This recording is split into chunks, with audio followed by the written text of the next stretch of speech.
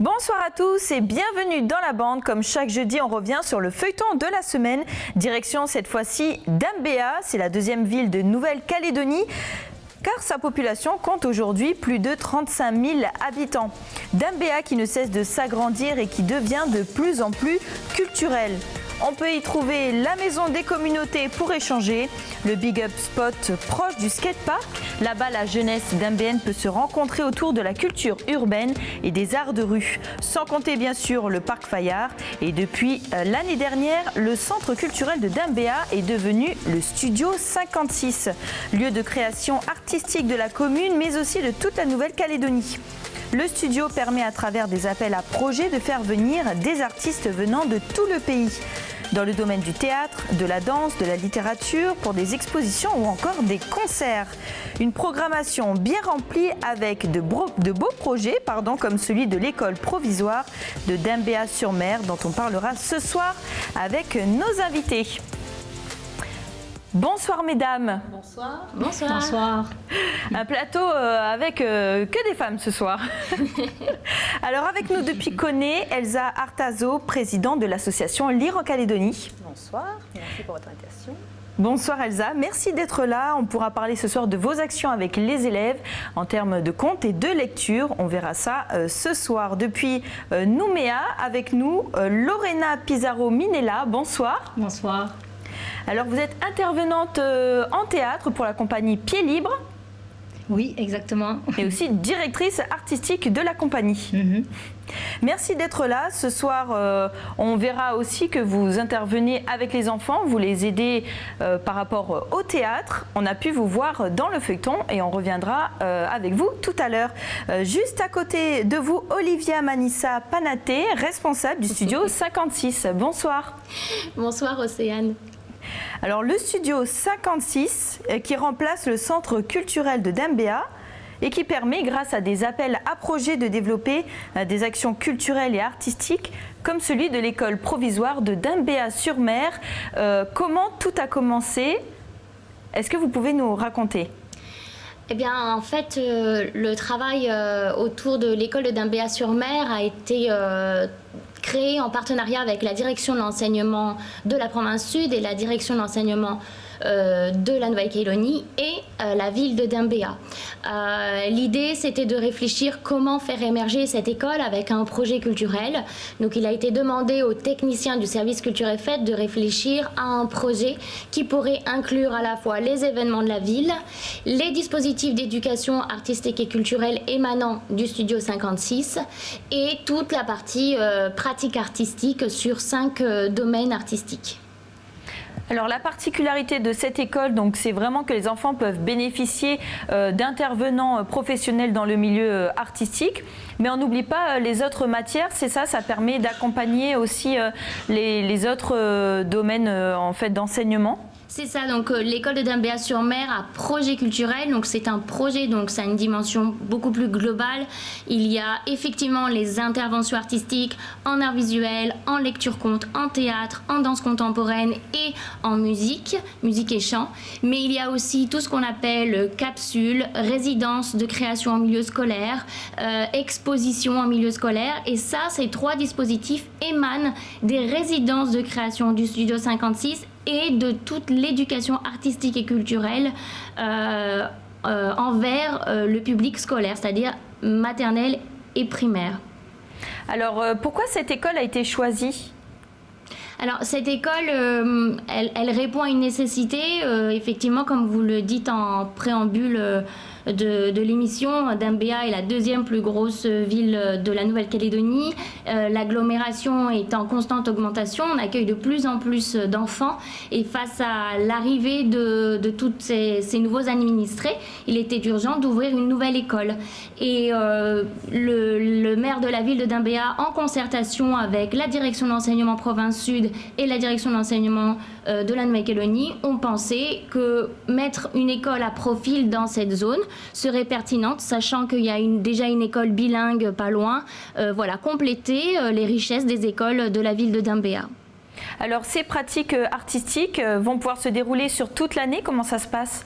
Alors oui, alors ponctuellement les enfants ont une capsule par période scolaire.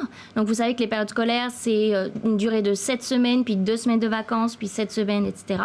Donc sur chaque période scolaire, ils ont une capsule artistique où un artiste, musique, danse, théâtre, vient 15 minutes sur le temps de la récréation et comme on le disait dans le feuilleton numéro 1, on est sur du sensible, sur de l'émotion, on n'est pas du tout sur de l'intellectualisation ils ont bénéficié pendant 3 semaines d'une résidence de création autour du projet Petit Pierre porté par l'artiste pluridisciplinaire Marie M.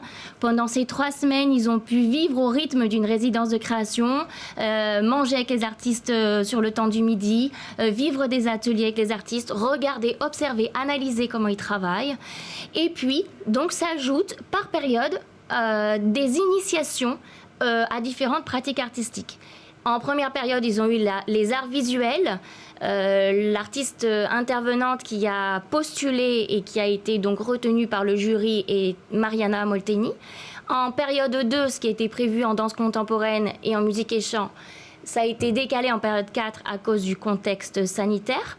Et en période 3, nous avons donc l'association LEC pour la lecture-conte et la compagnie Pied Libre pour le théâtre. Tous ces artistes intervenants ont été recrutés sous appel à projet. Puis un jury s'est réuni pour étudier les candidatures et à l'issue du jury, les intervenants interviennent. Voilà.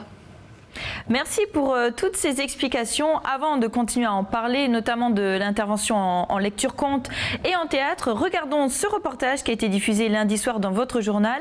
Justement, les enfants ont pu participer à, on va dire, un cours de musique pendant une capsule. On regarde. Tu t'appelles? Elisabeth.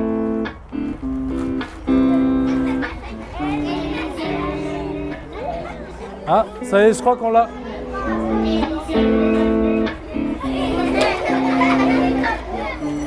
Ça, c'est pour le volume. T'as ça à la maison? C'est comme un piano. C'est comme un piano, mais différent. C'est un piano un peu différent. Moi, j'ai fait avec ma bouche, le beatbox, tu connais? Nous avons invité l'artiste DJ In Control, Julien Pierre, sur cette capsule. Une capsule qui est... le principe de la capsule, c'est les sensations. On n'est pas sur un temps d'intellectualisation d'une pratique.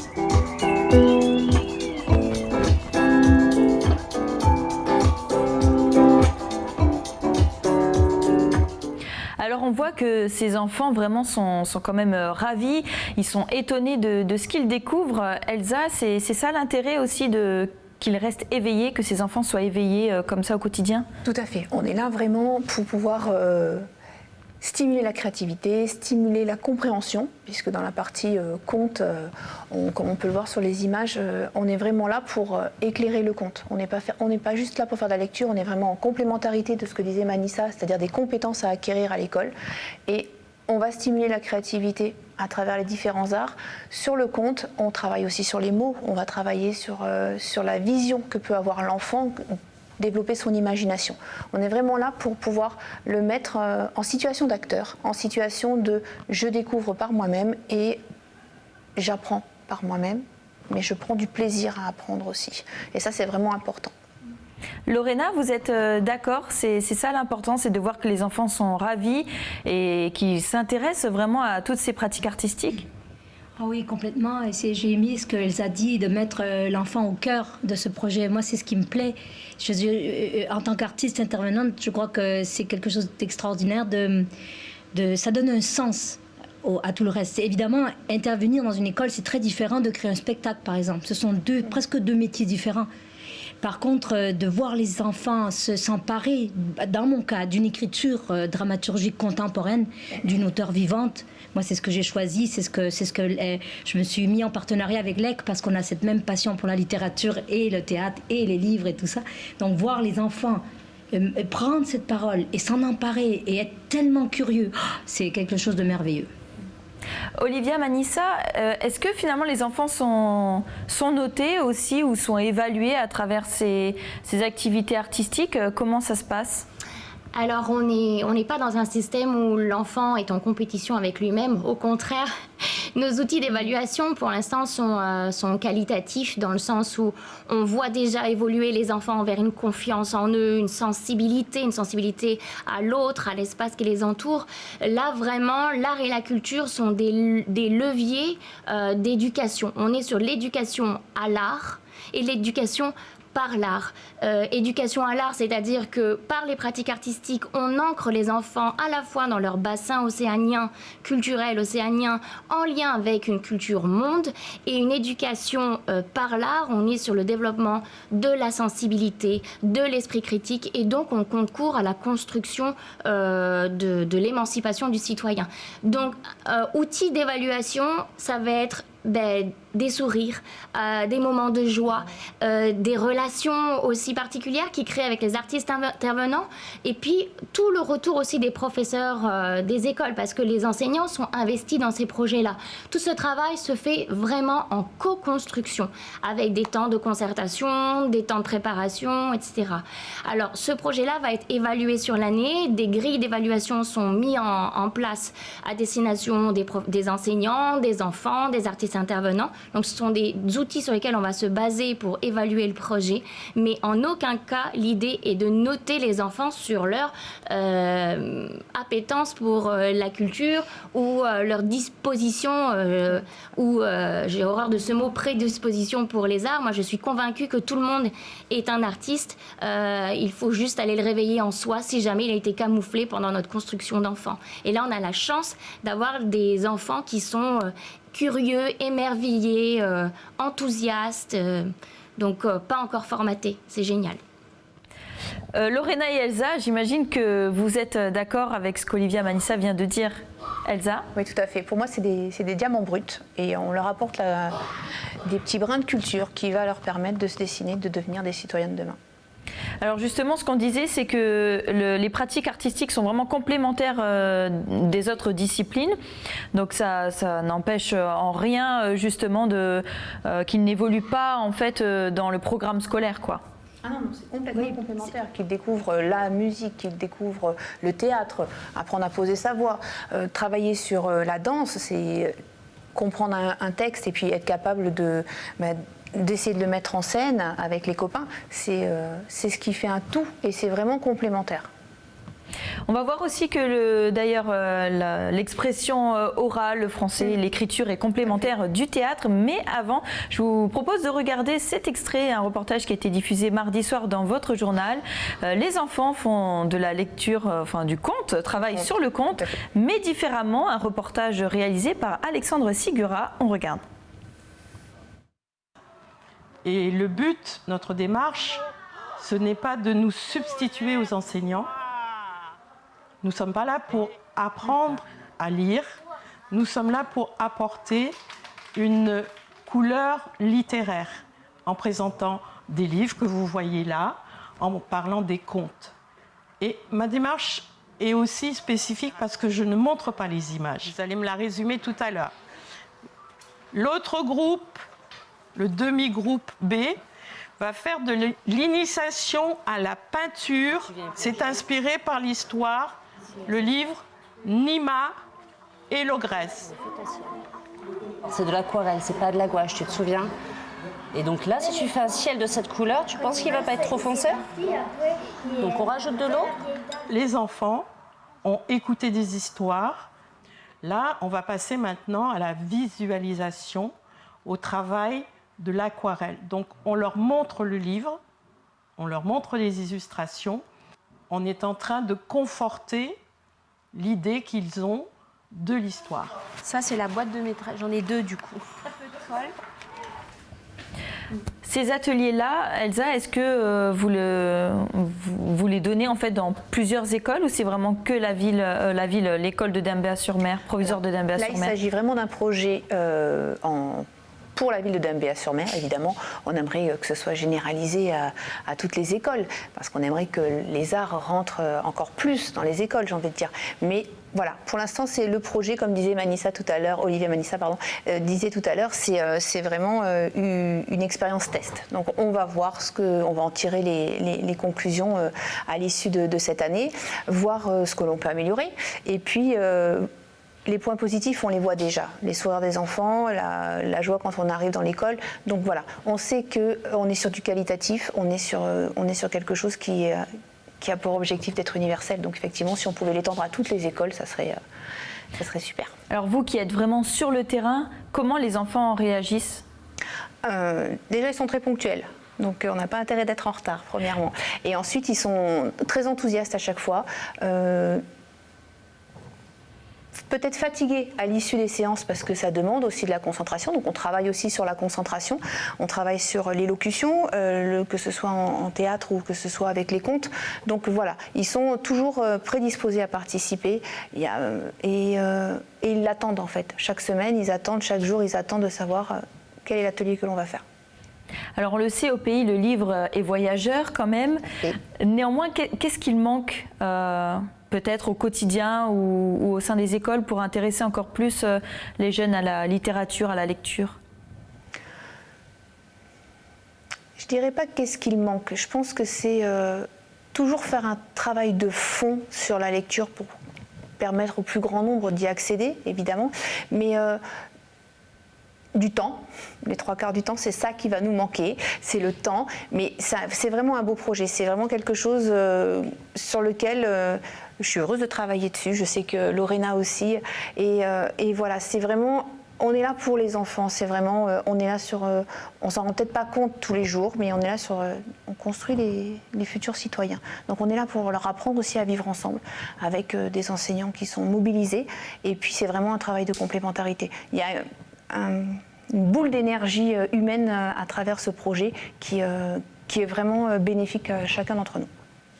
Lorena, vous êtes d'accord, il faut s'occuper de notre jeunesse ? Ah, c'est clair. Moi, c'est absolument, j'ai un engagement envers la jeunesse de ce pays. Depuis que j'y suis, c'est fou. J'ai eu la chance, ça fait 6 ans que je suis là, de travailler avec des enfants de 2 ans. Et mes plus vieux élèves avaient 92 ans. Donc, oui, effectivement. Les adolescents, les lycéens, à travers mon rôle de professeur d'espagnol au lycée ou au collège. Et là j'ai les classes donc, de CP à CM2. C'est incroyable. Et cette jeunesse, le mot qui me vient, moi, c'est appétence. Je pense quand on a bâti ce projet de partenariat avec l'EC et Pied Libre, on s'est dit que c'est ça qu'on veut. On veut créer l'appétence pour le livre. C'est le goût de lire. C'est même pas la lecture plaisir. C'est comprendre que la lecture, c'est un moment d'empathie avec une autre façon de penser, avec une autre façon de voir le monde. Et moi, en lisant, je réfléchis avec un petit peu d'aide. Que ce soit de la littérature jeunesse, des livres, des romans, du théâtre.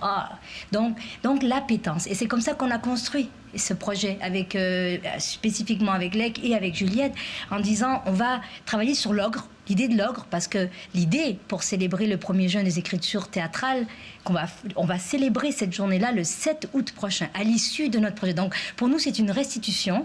Donc pas de panique, pas d'exigence pour les enfants, non. On veut un moment de plaisir ensemble à faire ce qu'on a répété pendant 4 semaines en ce qui me concerne le théâtre et 7 semaines en lecture. Il faut dire que c'est ça la spécificité du projet de Dambéa.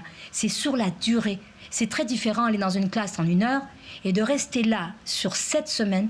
Il y a quelque chose de l'ordre de la confiance, de la complicité avec les enfants. Et c'est ça qui change tout. C'est-à-dire que moi, je suis arrivée avec mon théâtre en semaine 4 et j'ai eu la chance de participer au projet de Marie Murtini juste avant. Ça, c'était un hasard des concours. En résidence, Marie Murtini était en résidence de création autour de Petit Pierre. Et ce qui était extraordinaire, c'est que ce sont 2 textes de la même autrice qui est Suzanne Lebeau. Donc, on a travaillé sur 2 textes. Donc, les élèves de CM1, CM2, ils étaient plongés. Et ils ont rencontré Suzanne Lebeau en live par visioconférence. Suzanne est venue par visioconférence. Mais vous pouvez même pas vous imaginer la curiosité des enfants. Depuis le Québec, elle était à peine sortie du confinement. Nous, on était là en pleine classe entière, avec les 2 classes dans la classe. Elle était complètement épatée. Oh, elle dit, mon Dieu, mais vous êtes tous réunis. Parce qu'au Québec, c'était encore en demi-classe. Ça, les enfants ont posé des questions. Ils ont compris. Et puis, pourquoi on a choisi Suzanne Lebeau? Mais Suzanne Lebeau, parce que c'est un chef de file, une auteure jeunesse incroyable, mais qui travaille aussi beaucoup sur la différence. Être différent, qu'est-ce que ça veut dire? Donc Petit Pierre, c'est un handicapé qui a vraiment existé. Elle s'est emparée d'une histoire vraie, mais un homme qui est devenu artiste en art brut. Et L'Ogrelet, c'est un conte. C'est là le lien avec Lec. C'est-à-dire et c'est un conte, mais c'est l'histoire du fils de l'ogre. Donc un petit garçon qui est un métis. Et ça, c'est sorti de la bouche des enfants. Moi, j'en étais bouche bée.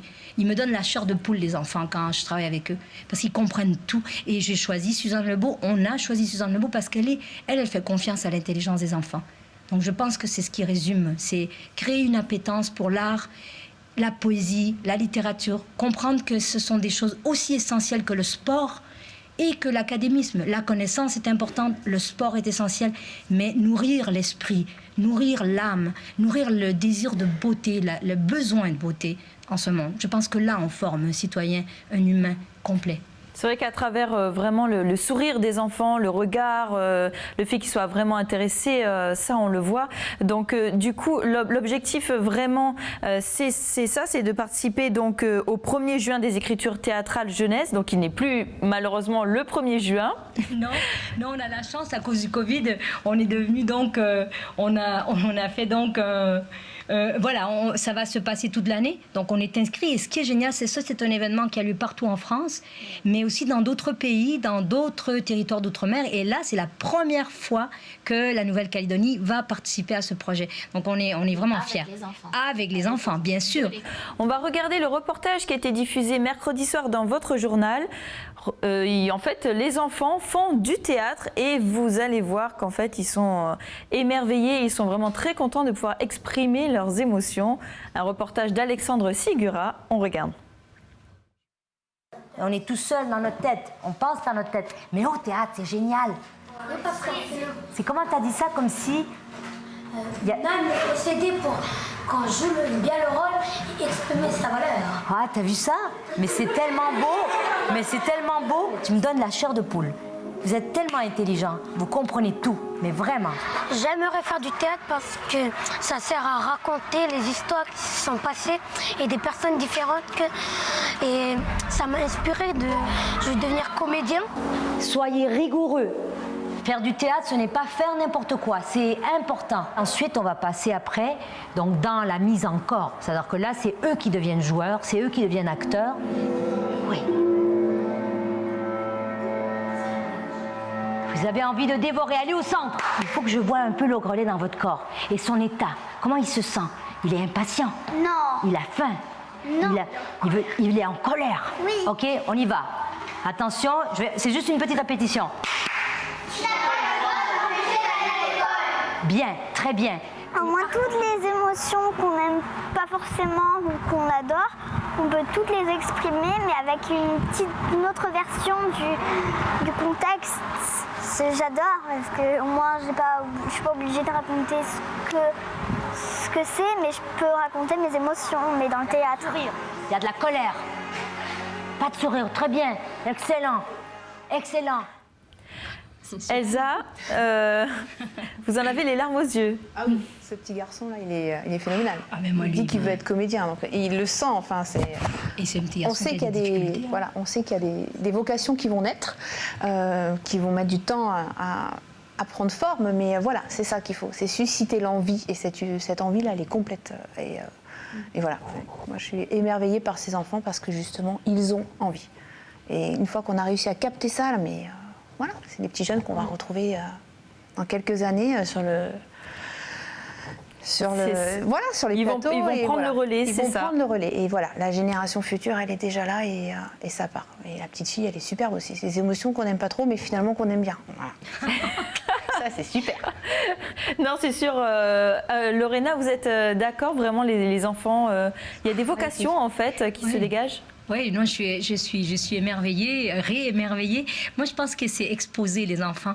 C'est les exposer au maximum de choses, au maximum d'expériences. La science, l'astronomie, les mathématiques, la lecture, le sport, la danse, les arts, la poésie. Voilà, il y en aura pour petits. Moi, souvent, je suis à l'âge où je me dis, voilà, moi, je veux semer des graines. J'ai compris que la vie ne se change pas. Oui, bien sûr, des petites révolutions, ou même des grandes, mais des petites choses, des petits pas. Quand je vois des enfants qui, par ailleurs, peuvent être en difficulté à l'école ou peuvent avoir des petits problèmes de comportement, que là, ils trouvent quelque chose, ils trouvent des mots. Moi, cet enfant, il m'a donné une définition qui m'a complètement émue, que je vais garder. Donc, vous voyez, ils ont beaucoup de choses à nous apprendre, au fait. Ouais. Voilà, c'est sûr que ce type de projet, on aimerait le voir dans d'autres écoles. Pourquoi ce n'est pas possible, Olivia Manissa? La question appartient bien plus... Ce n'est pas la réponse à la question. Moi, je ne suis que technicienne de la ville de Dambéa. Ce serait l'idéal, en fait. Comment? Ce serait l'idéal, c'est sûr. Je pense que tout le monde est d'accord, tout le monde partage cet avis-là. Maintenant, comme tout projet, il faut l'évaluer. Et une fois qu'on aura évalué, tout prendra sens et on pourra réfléchir à la pérennité de ce projet dans cette école et pourquoi pas dans d'autres écoles. En tout cas, voilà, c'est étape par étape. Je voulais juste revenir sur la notion d'évaluation. Moi, en entendant ces enfants exprimer leur joie et la confiance qu'ils donnent dans les artistes intervenants, je crois que c'est déjà un élément d'évaluation. Et on a aussi des retours de professeurs qui nous disent « mais moi, cet enfant, en fait, je le découvre comme ça ». Parce que pour moi, je le vois par le prisme de ses difficultés scolaires. Et bien là, les professeurs peuvent déjà témoigner de leur avancée et comment le fait de travailler le théâtre et en première période les arts visuels, ça les rend déjà plus autonomes et ça participe déjà à l'acquisition des compétences, quoi, au renfort des connaissances. Merci à vous en tout cas mesdames d'avoir fait partie de la bande ce soir. Bon, ce n'est pas fini puisque Stéphanie va nous rejoindre pour le défi. Puisqu'on parle bien sûr d'expérience, de sensations, de découvertes, eh bien je crois que le défi de Stéphanie va dans ce sens-là. C'est la chronique de Steph, ou le défi de Steph.